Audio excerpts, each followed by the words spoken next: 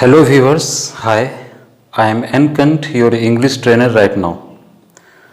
Today in this video lecture, we will try our best to know about those three types of non-finites.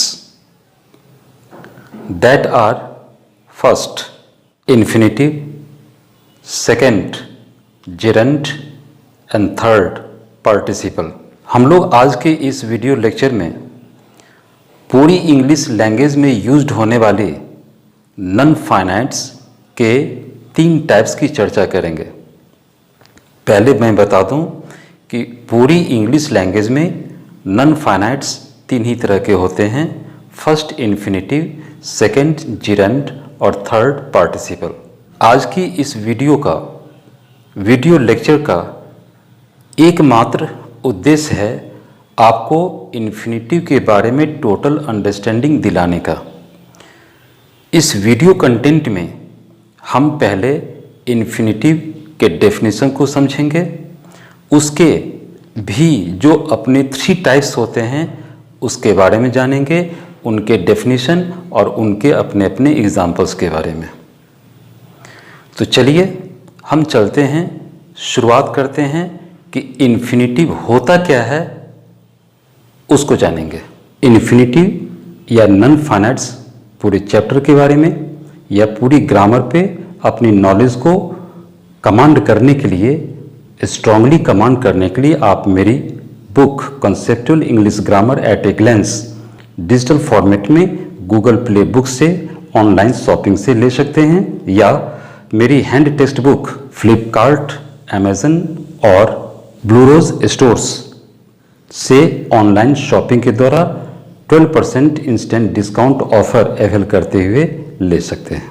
The given definition of infinitive is that an infinitive is the base verb that is V1 often followed by the two preposition, though not an essential part और sign of it. Infinitive क्या होता है? Infinitive एक base verb होता है। Base verb हम जब बोलते हैं तो आपके नॉलेज में V1 का कॉन्सेप्ट आना चाहिए। इन्फिनिटिव एक ऐसा V1 होता है, इन्फिनिटिव एक ऐसा बेस वर्ब होता है जो ऑलवेज फॉलोड होता है किसके द्वारा? टू प्रीपोजिशन के द्वारा, यानी उसके पहले एक टू प्रीपोजिशन आ जाता है। इन्फिनिटिव एक ऐसा बेस वर्ब है, V1 है, जिसके पहले टू प्रीपोजिशन अक्सर यूज होता है।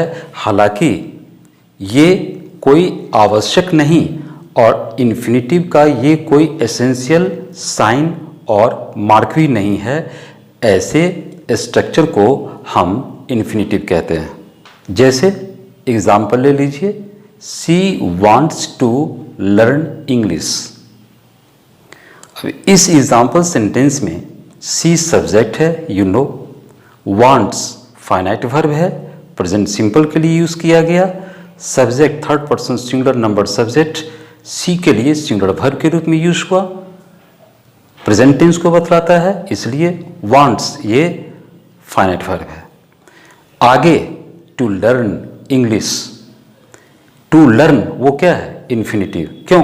क्योंकि वहाँ पे लर्न बेस वर्ब है, V1 है और उसके पहले टू प्रोपोजिशन फॉलो किया, ये इन्फिनिटिव होता है। इस तरह के कई एग्जाम्पल सेंटेंसेस हो सकते हैं। I want to speak something, they were eager to eat something. Clear?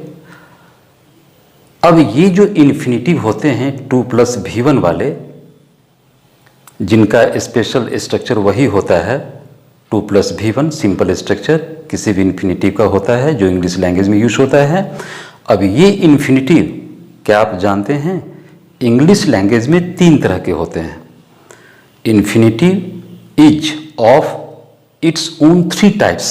The first type of infinitive is called full infinitive, second bare infinitive and third anaphoric infinitive. अब इन्फिनेटिव जो खुद 3 तरह के होते हैं, फुल इन्फिनेटिव, बेयर इन्फिनेटिव और anaphoric infinitive, यहाँ 1 bye 1 इन तीनों के बारे में समझेंगे, तब इन्फिनेटिव के बारे में कंप्लीट अंडरस्टैंडिंग और कंसेप्चुअल अंडरस्टैंडिंग डेवलप कर जाएगी। हम मूव करते हैं इन्फिनेटिव का जो फर्स्ट टाइप है फुल इन्फिनेटिव, उसके बारे में। तो याद रहे, फुल इन्फिनेटिव वही इन्फिनेटिव होता है जिसमें बेस वर्ब हो यानी V1 हो और उसके पहले 2 प्रीपोजिशन फॉलोड हो रहा हो, यानी 2 plus V1 is known as what, full infinitive. यानी इन्फिनेटिव का जो डेफिनेशन दिया वो ऑलमोस्ट फुल इन्फिनेटिव का ही डेफिनेशन था। इन सिंपल इन्फिनेटिव का जो स्ट्रक्चर होता है या उसके जो एग्जाम्पल होते हैं वही स्ट्रक्चर, वही एग्जाम्पल फुल इन्फिनेटिव के होते हैं। फुल इन्फिनेटिव का मतलब ही होता है V1 के पहले 2 प्रीपोजिशन का प्रीसीड करना, यानी 2 प्लस V1 जहां सेंटेंस में यूज हो रहा होगा उसे हम समझेंगे क्या, full infinitive.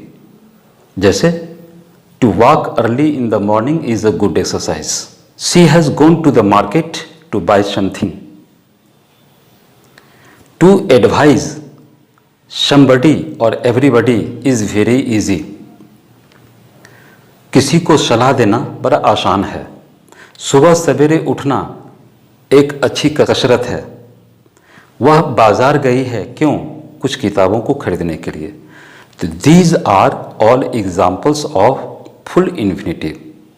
Clear? Second, bare infinitive. Let's first know what a bare infinitive is. Bare infinitive के बारे में बता दूं कि इट इज ओनली V1 और it is only the base verb without preceding the 2 preposition before it.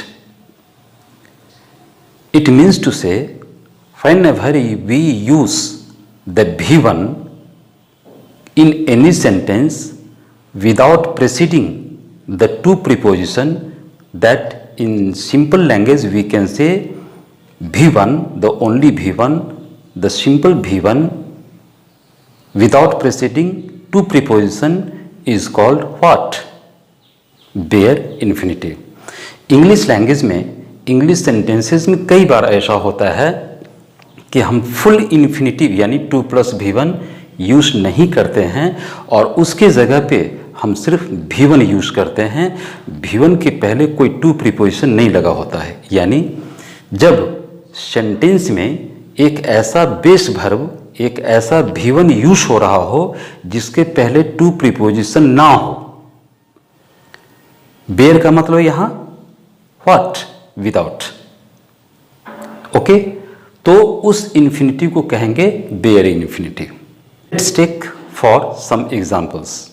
This film made me cry. इस फिल्म ने मुझे रुला दिया।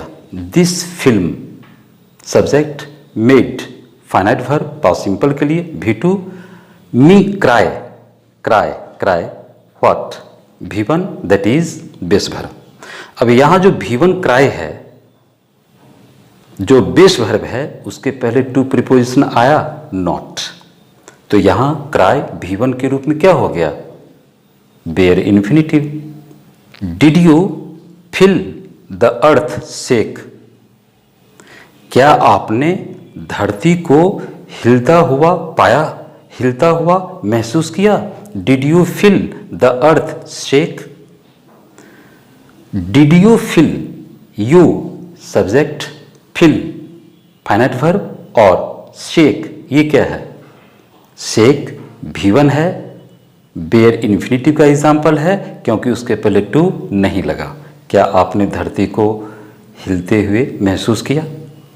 I saw the plane land. I saw the child fall.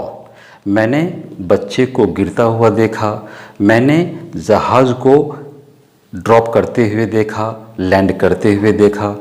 तो इन सारी example sentences में आपने देखा जो लास्ट V1 है वो क्या है? They all have been used as the examples of bare infinitive. Clear? My dear viewers, now let's first know about anaphoric infinitive. What an anaphoric infinitive is. पहले हम लोग जाने कि एनाफोरिक इन्फिनिटिव होता क्या है, इसके डेफिनेशन क्या हो सकते हैं। It is also very easy to understand. Its definition is when sometimes the very base verb that is V1 is omitted in sentences and the very to preposition is used just as a substitute for the full infinitive. It is called what? An anaphoric infinitive. जब English language में English sentences में V1 को omit कर दिया जाए, base verb को हटा दिया जाए और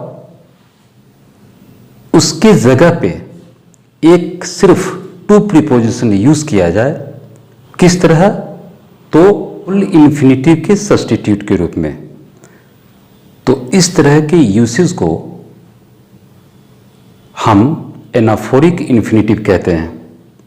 एक बार हिंदी लैंग्वेज में जब किसी इंग्लिश लैंग्वेज के मल्टीपल एग्जाम्पल सेंटेंसेस में जब हम बेस वर्ब यानी V1 को ओमिट कर दें, हटा दें और सिर्फ टू प्रीपोजिशन को यूज करें, किस रूप में? तो फुल इन्फिनिटिव के सब्स्टिट्यूट के रूप में। तो इस तरह के यूसेस को हम एनाफोरिक इन्फिनिटिव कहते हैं। एग्जाम्पल सेंटेंसेस, जैसे हम बोलते हैं कन्वर्सेशनल लैंग्वेज में, would you like to have some coffee right now? क्या आप कुछ कॉफ़ी वॉफ़ी लेना चाहेंगे? बोलते हैं, अक्सर बोलते हैं। इस तरह के कोई फॉर्मल और इनफॉर्मल ऑफर को एक्सेप्ट करने के मूड में होते हैं तो हम क्या बोलते हैं? Yes I would love to, yes I would love to, yes I would love to, to what? To do what? To have some coffee. Clear? तो वहां टू लगने का मतलब है, टू प्रीपोजिशन यूज होने का मतलब है कि उसका यूज वहां फुल इन्फिनिटी के रूप में हो रहा है, जिसके बाद V1 छुपा हुआ है, V1 अंडरस्टूड है। क्लियर? तो ये हुआ एनाफोरिक इन्फिनिटिव का यूज। एक और एग्जांपल सेंटेंस ले लें, जैसे yesterday I did not want to go to office, full stop, yet I had to। कल मैं ऑफिस नहीं जाना चाहता था, इच्छा नहीं थी जाने की। yet I had to, यहां टू फिर यूज हो रहा है प्रीपोजिशन किस रूप में? As a substitute for what? Full infinitive. yet I had to go। To यहां यूज करने का मतलब टू गो। गो वहां अंडरस्टूड है, हिडन है, वो छुपा हुआ है, और टू वहां पे फुल इन्फिनिटिव के रूप में काम कर रहा है। तो वहां टू का यूसेज हुआ एनाफोरिक इन्फिनिटिव के रूप में। इस तरह कंक्लूजन ये है कि जब हम इंग्लिश सेंटेंसेस में टू प्लस V1 का इस्तेमाल करते हैं तो वो फुल इन्फिनिटिव होता है। जब सेंटेंस में सिर्फ V1 का यूसेज करते हैं तो वो बेयर इन्फिनिटिव होता है, उसमें टू नहीं लगा होता है। और जब हम सिर्फ टू का यूज करते हैं सब्स्टिट्यूट के रूप में, फुल इन्फिनिटिव के सब्स्टिट्यूट के रूप में, तो वो एनाफोरिक इन्फिनिटिव का एग्जाम्पल बन जाता है। This is all about today's video lecture. I hope you all must have enjoyed learning a lot from today's video content. Viewers, if you are satisfied with today's video lecture, please don't forget to subscribe the channel. It is essential. Now, please don't forget to like the video, and also please don't forget to share it more and more. Stay home, stay safe. Thanks you a lot for watching today's video. Enjoy watching and learning. Have the nice time.